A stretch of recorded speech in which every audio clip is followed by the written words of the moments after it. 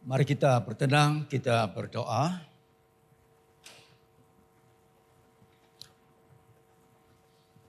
Bapa di surga, kami bersyukur sekali lagi karena kami dapat berkumpul di tempat ini untuk berdoa, beribadah. Dan sebentar lagi bila kami mendengar firman Tuhan disampaikan, mohon kami berdoa supaya Engkau singkapkan hati dan pikiran kami. Dan kami dapat mengerti maksud firman Tuhan. Dan semoga firman Tuhan yang disampaikan ini tidak akan keluar dengan sia-sia, melainkan akan menggenapkan maksud penyampaiannya. Kami berdoa juga untuk orang-orang yang kami kasihi, yang ada di rumah-rumah hari ini, yang tidak sempat bersama-sama kami. Kiranya Tuhan juga memelihara mereka, menjaga mereka, melindungi mereka. Termasuklah juga semua harta benda yang kami tinggalkan di rumah masing-masing. Kami berdoa Tuhan supaya semuanya mendapat berkat yang datang daripada Engkau saja. Semua ini kami berdoa di dalam nama Yesus Kristus, Tuhan dan Penyelamat kami. Amin. Silakan duduk saudara dan saudara sekalian. Hari ini sekali lagi kita melihat seperti biasa, kita melihat pembacaan firman Tuhan dan itu yang menjadi dasar khotbah kita hari ini. Dalam pembacaan ini dikatakan pada suatu hari Tuhan Yesus menjemput murid-muridnya bersama-sama dengan dia dan berkata, marilah kita bertolak seperti yang dibacakan kepada kita sebentar tadi. Bertolak untuk menyeberangi laut Galilea ini maksudnya. Dan ketika mereka dalam perjalanan itu, tiba-tiba sekunyung-kunyungnya, tak disangka-sangka, tak terduga-duga. Datanglah angin kencang, ribut, taufan, badai melanda mereka. Sehingga air kencang mulai masuk ke dalam perahu mereka. Ada orang tertanya-tanya saudara.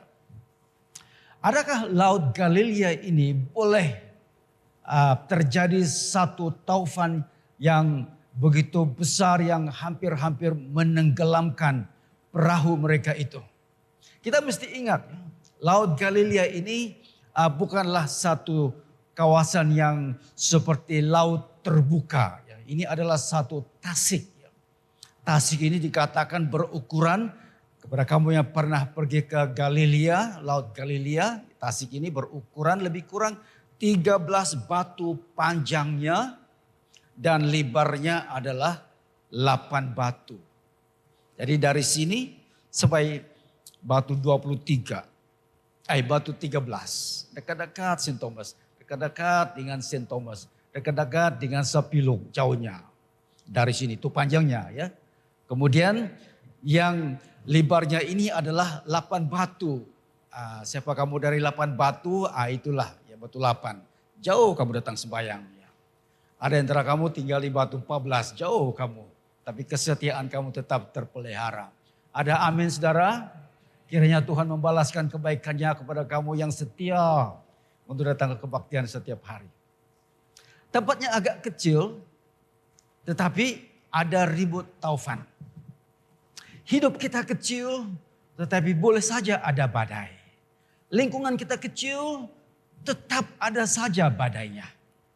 Karena kalau mengikut kaji cuaca ini mereka mengatakan Laut Galilea ini adalah tempatnya yang rendah dan di sekelilingnya itu adalah bukit bukau gunung ganang. Dan angin yang dari atas itu selalunya turun ke bawah. Macam sekarang ini ikonnya turun ke bawah. Dan angin yang panas di dasar laut itu naik ke atas. Dan dikatakan bila mereka ini bertembung adalah satu perlawanan di sana dan terjadilah ribut peting beliung. Siapa di antara kamu di sini yang pernah mendengar ada puting beliung ribut taufan di Galilea? Kepada kamu yang ada pergi Israel, coba lihat. Ya.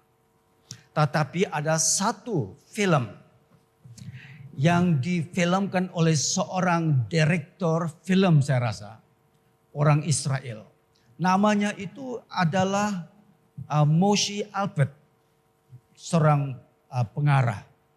Dan dia ambil gambar ini Laut Galilea. Dan diukur-ukur. Ada orang yang mengukur bagaimana tingginya laut ini.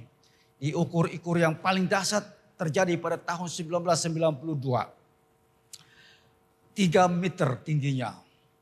10 kaki lebih kurang begitu tingginya. Coba bayangkan laut bergelora 10 kaki. Ya. Itu sudah tentunya lah berbahaya kepada perahu kecil.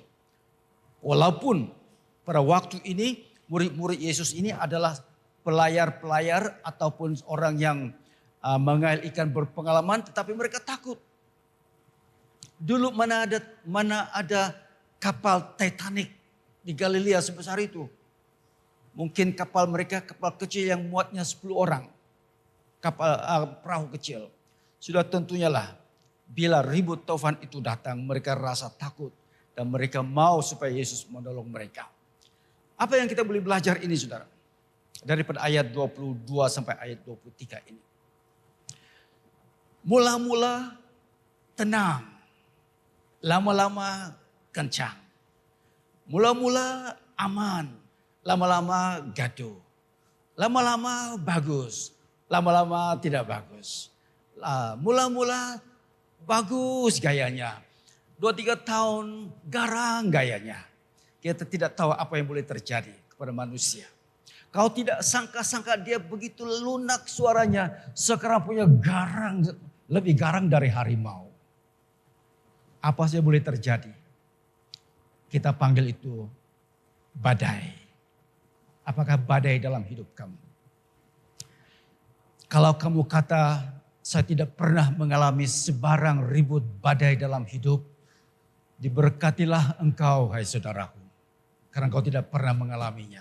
Semoga begitulah selama-lamanya. Aman, damai, tenang, sejahtera damainya. Tapi kalau kita jujur barangkali, ada juga damai yang dahsyat, ada damai yang tidak dahsyat. Ada damai yang buat kita gelora, ada damai yang buat kita tercengkam. Ada damai yang di luar kelihatan, ada damai yang dari dalam. Ada taufan yang melanda dari luar, ada taufan yang melanda dari dalam. Dan bukankah betul yang dari dalam itu bagaikan racun. Engkau senyum, tapi di dalammu itu ada taufan. Saudara-saudara sekalian. Jadi hari ini kita bercakap tentang mempercayai Allah di dalam taufan badai. Kalau taufan itu datang dalam hidup kita, kepada siapakah kita mendapat pertolongan? Di sini apa yang kita boleh belajar, saudara, adalah para murid Tuhan Yesus ini yang adalah nelayan yang berpengalaman. Rupa-rupanya pada waktu ini pengalaman mereka bertahun-tahun menjala ikan tidak dapat membantu mereka dalam hal kencangnya taufan ini. Kepada kita yang berpikir bahwa pengalaman kita cukup kental. Kepada kita yang berpikir hidup kita ini cukup teguh. Kepada kita yang berpikir hidup ini cukup aman damai. Akan datang waktunya bila semua itu tidak dapat menolong kita. Kita heran. Kenapa waktu ini, cobaan ini, tantangan ini begitu hebat tidak pernah kita lalui. Kepada siapa kita minta tolong? Kalau saudara yang selalu naik kapal terbang itu kan. Bila kita masuk ya kapal terbang, diajarlah kita itu kan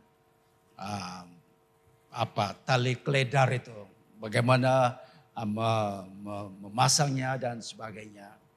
Untuk apa? Untuk keselamatan. Selamatkah? Belum tentu kan. MH370 kata atau 730 pilotnya cukup berpengalaman sampai hari ini tidak tahu di mana dia berada. Kamu yang terbang itu bila kamu sudah kambet kamu itu sudah kamu pasang, tahu kambet?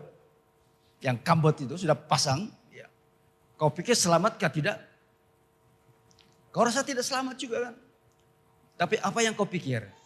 Kau memberikan kepercayaanmu kepada kapal itu. Supaya kapal itu akan membawa kamu ke tempat destinasinya. Kepercayaan yang seperti itulah yang kita mau angkat di sini. Tetapi bukan lagi kepada pilotnya, tetapi kepada Yesusnya. Yang di sini yang ditunjukkan oleh murid-muridnya ini. Orang yang berpengalaman, menjala ikan, memukat, bertahun-tahun, rupa-rupanya datang satu waktu. Mereka tidak dapat membantu diri mereka sendiri. Orang yang selalu berhadapan dengan puting beliung barangkali sebelum itu. Orang yang selalu barangkali berhadapan dengan badai dan angin kencang sebelum itu. Rupa-rupanya kali ini lain. Kepada siapa mereka meminta tolong. Kadang-kadang kita begitu juga. Yesus ada di sana. Tapi kita tidak beri perhatian kepada di mana dia berada. Sehingga pada waktunya bila kita tercengkam dan tidak ada pilihan dan kita rasa terkurung dan sebagainya. Baru kita sadar. Oh, rupanya Yesus ada. Waktu kita sakit, waktu kita terhimpit, baru kita sadar Yesus ada. Tetapi inilah kabar baiknya. Yesus sentiasa ada. Dia ada di sini. Dia ada dalam hidup kita. Jadi pada waktu bila-bila pada masa akan datang bila kita berhadapan dengan badai yang cukup kencang itu. Ketahuilah Yesus sentiasa ada. Janganlah kita salahkan Tuhan. Inilah salahnya Tuhan sekarang karena dia maka rumah tanggaku rusak. Inilah Tuhan ini karena dialah perniagaanku rusak. Inilah Tuhan ini karena dialah aku pergi sembahyang hari Minggu keretaku rusak dan sebagainya. Banyak alasan kita mempersalahkan Tuhan. Sedangkan bukan salah dia. Kita jadikan dia sebagai mangsa kita. Saudara dan sekalian, marilah kita selalu mengingati bahwa Tuhan sentiasa ada. Dan kalau Tuhan ada, setiap yang kita minta itu, walaupun kita tidak dapat memahami sepenuhnya, selalunya bila Tuhan ada, semuanya adalah baik. Jadi ada frasa yang mengatakan Tuhan itu baik selama-lamanya. Selama-lamanya Tuhan itu baik. Tetapi kadang-kadang kita tidak percaya akan hal itu. Kita menjadi orang yang munafik. Di mulut kita keluar laungan Tuhan itu baik selama-lamanya. Tapi dalam hidup kita tidak pun merasakannya. Tapi inilah berita baiknya. Kita sebagai orang-orang yang percaya, apapun yang terjadi kepada kita, kita harus gunakan itu untuk kemuliaan Allah. Sepertinya Rasul Paulus kata, aku ada satu penyakit. Aku minta Tuhan berdoa supaya penyakit itu dihilangkan daripadaku. Tapi Tuhan tidak menghilangkannya. Malah dalam doanya Paulus mengatakan, dia mendengar Tuhan mengatakan kepadanya, kuasaku menjadi sempurna di dalam kelemahanmu. Kemuliaanku menjadi sempurna dalam kesakitanmu. Anugerahku menjadi sempurna dalam kekuranganmu. Itulah berita baiknya. Kita memberi harapan kepada orang. Ada satu film Netflix. Tidak tahu semua kamu tengok Netflix atau tidak. Ya. Dia ini menjadi munafik. Dan dia ditanya, kenapa dulu kau hamba Tuhan, kenapa kau lari? Jawaban dia ialah, ini gereja katanya, munafik katanya. Dia memberi harapan yang tidak pernah kita dapat katanya. Dia cakap sesuatu yang tidak pernah dia nampak katanya. Dia menafikan kebaikan Tuhan itu. Of course dalam film itu, film lah kan. Tapi saya suka film itu. Sebab film itu akhirnya binasakan orang yang munafik ini. Dia binasa akhirnya. Yang menang itu adalah kemuliaan Allah. Bagus kan? Dalam film sekalipun. Mereka boleh buat film yang seperti itu. Dan banyak orang Kristen di Amerika contohnya dia buat film The Chosen One seperti itu. Netflix Chosen One. Itu juga film yang baik. Artinya apa? Artinya kalaupun apa yang kita minta itu kita tidak dapat menikmati sepenuhnya sebagai orang yang percaya apa kita buat, kita selalu percaya apa yang Tuhan bagi dengan kita itu selalunya baik dan manis. Adakah itu munafik? Adakah itu kepura-puraan? Tidak. Sebab Paulus cakap seperti itu. Aku minta Tuhan supaya dia hilangkan penyakitku ini. Tetapi tidak hilang. Dan Tuhan mengatakan di dalam kelemahan mula kemuliaanku menjadi sempurna. Itu kita badai hidup ini, saudara dan sekalian. Jadi apapun kekurangan kita, gaji tidak cukupkah? Walaupun gaji basic pay sudah ada, gaji apa dipanggil itu? Gaji pelarasan baru itu 1.700 tidak cukup juga. Ya. Banyak kekurangan yang kita alami, penyakit dan sebagainya. Walaupun semua itu ada kita lalui, tetapi sebagai orang yang percaya, kita selalu percaya yang terbaik itu adalah dari Tuhan. Kemudian kita lihat ayat yang ke-25e. Di sini apabila Yesus sudah tenangkannya, kalau dalam Markus dikatakan di sana quiet, be still, bertenanglah kata Tuhan Yesus. Di sini dia hardik. Dan setelah dia buat begitu, tenanglah lautan. Dia tanya mereka, di manakah imanmu? Saudara dan sekalian, apa yang kita boleh belajar di sini? Yang kita boleh belajar di sini adalah bagaimana murid-murid ini melalui proses iman mereka. Dan proses iman mereka itu menjadi satu pengajaran bagi kita. Dan ada satu hamba Tuhan di dalam Alkitab yang boleh menunjukkan kepada kita proses itu. Bila kita berhadapan dengan badai taufan. Namanya adalah Ayub. Job. Ayub kan? Ayub ini adalah orang yang saya rasa paling kaya lah pada waktu itu. Zaman itulah dia paling kaya.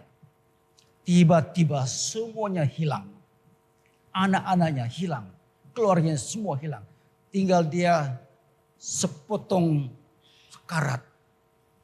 Dan rakan-rakannya datang mempersalahkan dia. Karena kau berdosalah. Tuhan lakukan semua ini. Dan istrinya kata, memang kau berdosa, kau nafikanlah Tuhanmu. Tapi apa Ayub kata? Ini yang kita belajar secara singkat. Yang pertama Ayub buat adalah dia akui. Malapetaka yang datang kepada aku ini adalah karena aku salah di hadapan Tuhan katanya. Dia akui. Dia tidak mempersalahkan Tuhan, tidak pernah dia persalahkan Tuhan. Dia akui keadaannya. Bila kita melalui badai yang seperti itu. Daripada kita mempersalahkan orang lain, kita akui keadaan kita. Itu nomor satu. Yang kedua, apa Ayub buat? Dia dengar nasihat kawan-kawannya. Walaupun dia tidak terima semuanya, dia dengar kawan-kawannya bercakap. Terimalah keadaanmu. Jangan nafikan keadaan itu. Terimalah, itulah keadaanmu. Tapi bukan cukup untuk menerima sahaja. Bagi Ayub, dalam masa dia terima keadaannya itu, dia tidak pernah melarikan diri dari Tuhan. Dia tidak pernah jauhkan dirinya daripada Tuhan. Dia tetap memuliakan Tuhan dalam hidupnya. Kepada kamu yang dalam cell group, kalau kamu ada rakan-rakan yang seperti itu, yang melalui badai, ribut, taufan, ajari dia ikut seperti Ayub. Dia terima keadaannya. Tapi bukan itu saja. Dia berkomunikasi dengan Allah. Dengan kata lain dia berdoa kepada Allah. Kadang-kadang kita terima keadaan sakit kita tetapi kita tidak bawa dalam doa. Kita terima sakit kita tetapi kita tidak berdoa tetapi kita makan panadol. Itu ya. Tapi tiada doa. Ayo makan penadul ya, doa ya. Oh, itu pun mau doa lagi. Begitu. Bolehkah doakan saya sakit apa, sakit kepala, itu pun mau doakan. Seperti itu. Saudara sekalian, ini Ayub. Dia terima keadaannya, dia berdoa. Apalagi yang terakhir dia buat. Dia tidak tanya, dia tidak mempertikai, dia tidak mempersoalkan Tuhan. Kan kita cenderung begitu kan. Selalu Tuhan jadi mangsa kita. Apa yang berlaku kepada kita yang jahat, kita selalu persalahkan Tuhan. Tidak pernah kita salahkan manusia sesama kita. Pasal Tuhan saja. Saya ada kawan yang saya sudah ceritakan di sini. Yang bakal tunangnya ini kan, yang muda-muda ya dengar ya. Yang bakal tunangnya ini kan tidak mau terima dia, tunangannya. So dia bilang sama aku, kalau dia tidak terima tunanganku, kasih tahu dia, kalau dia tidak terima tunanganku, aku tukar nama. Ya, tukar nama. Kamu tahu lah itu tukar nama. Jadi kepada kamu perempuan yang begitu kan, laki-laki bilang kalau kau tidak terima aku tukar nama, tukarlah bilang. Kadang-kadang kita kehilangan keselamatan kita ini bukan karena salahmu, salahnya sendiri. Beranikan diri, tukarlah. Tapi janganlah terus-terus cakap begitu kan. Mesti ada cara cakapnya. Kepada ibu-ibu yang punya badai berhubungan dengan anak-anak kamu, dia jahat sama kamu, cakaplah pada dia bagus-bagusnya lah. Aku bilang anak anjing kau setan. Kalau dia betul-betul jadi anjing setan macam mana? Kau juga yang susah. Jadi ada satu anak yang melakukan sesuatu yang tidak bagus. Mamanya kata, memang kau jahat kalau kau kawin aku tidak datang katanya. Ya lama aku tidak jemput kau juga pun. Dia bilang, bayangkan sudah ini badai hidup ya. Ini badai hidup. Ya mak aku tidak jemput pun kau. Siapa mama tidak sakit hati dicakap begitu? Tapi salah siapa yang in the first place? Salah mamanya juga. Yang terakhir saudara. Ayat yang 25b ini. Mereka bertanya siapakah orang ini? Sehingga badai dan angin pun mengikut rentaknya. Of course kita bilang ini adalah pengakuan murid-murid. Siapakah Yesus yang sebenarnya? Jadi bagi kita saudara, saya tahu sudah 10 menit limpas jam 12. Tetapi bagi kita saudara, kita harus peka kepada orang-orang yang berjalan dalam kesusahan, ribut taufan ini.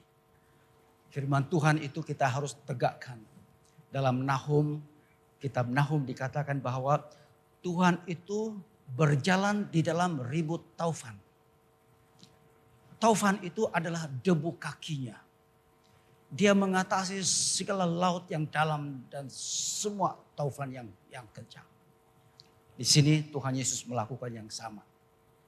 Jadi apa artinya saudara? Mari kita ambil pelajaran ini. Mari kita bantu orang lain yang melalui badai hidupnya. Melayani dia dengan cukup bagus. Tuhan itu mengasihi kita. Tuhan yang mengajar kita.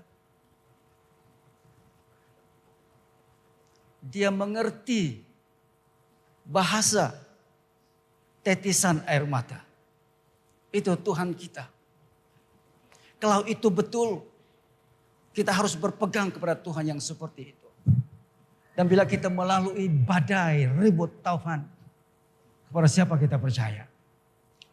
Tuhan Yesus. Karena dialah segala-galanya. Mari kita naikkan pujian ini saudara. Bapa kita yang selalu mengasihi kita ini. Dialah, kepada dialah kita bertahan. Kepada dialah kita meminta pertolongan. Terima kasih Tuhan untuk firman Tuhan hari ini. Kepada kami yang berdepan, bergelut dengan angin taufan badai dalam hidup. Ajar kami supaya bersandar kepada Engkau yang mengasihi. Dalam nama Yesus kami berdoa. Engkau Bapa yang mengasihiku,